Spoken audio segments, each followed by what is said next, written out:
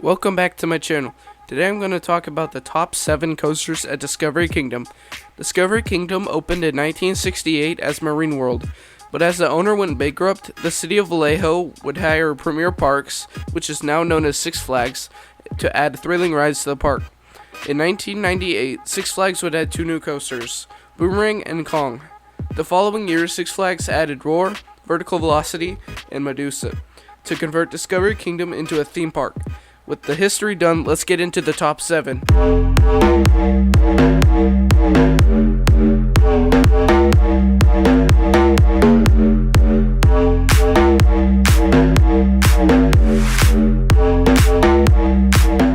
Number 7, Kong. This Vekoma SLC sucks.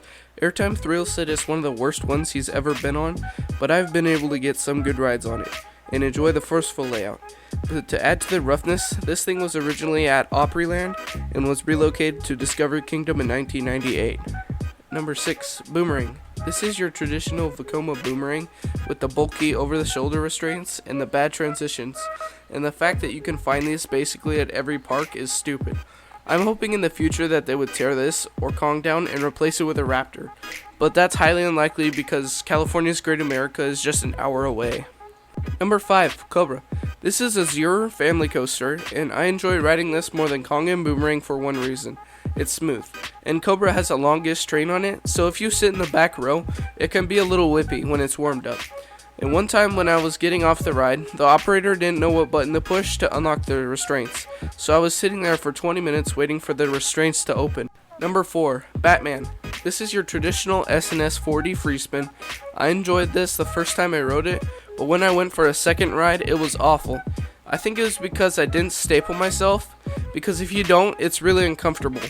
Batman is located where the old go-karts used to be, which no one rode, but this space is put to good use now and houses a 7th generation clone. Number 3, Superman. Superman is a premier ride Skyrocket 2, and it's the only one in the Six Flags chain, probably because of low capacity and one train ops. I really like how there aren't comfort colors like the SeaWorld Skyrocket 2s because they're useless. And the third launch is really fun when you get up to 60 miles an hour, and the hang time on the Heartline roll is really fun also. Number 2, Medusa.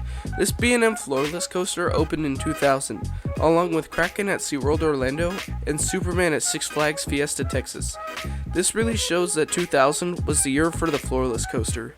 This B&M was really one of my favorites, and it has 7 forceful inversions, a really nice straight drop, and it's easily the best parking lot coaster I've been on. For me, on Medusa, I love sitting in the back row for the whip on the Sea Serpent roll and the Zero G roll. Number 1, Joker. This RMC hybrid of Roar is the best ride at Discovery Kingdom because it's an RMC, which automatically makes it number 1 in the park. But seriously, this RMC is really lacking, from the slow operations to the non-existent airtime hills and the twisted drop, which makes this an okay RMC, but nothing to rave about. This ride has a really good layout for what they were given with, and the inversions are solid. The best being the Zero G stall, and the color scheme is one of my favorites for any coaster. And now there's 2 purple and green coasters at Discovery Kingdom. Discovery Kingdom is my home park, but I live a couple hours away, so I don't get to go there much. But when I do, I get super excited to ride 7 cloned coasters and 2 original coasters. What Discovery Kingdom is lacking is that standout coaster that'll draw enthusiasts to the park, but that's not happening with Discovery Kingdom because they're running out of room and Six Flags' really cheap budget.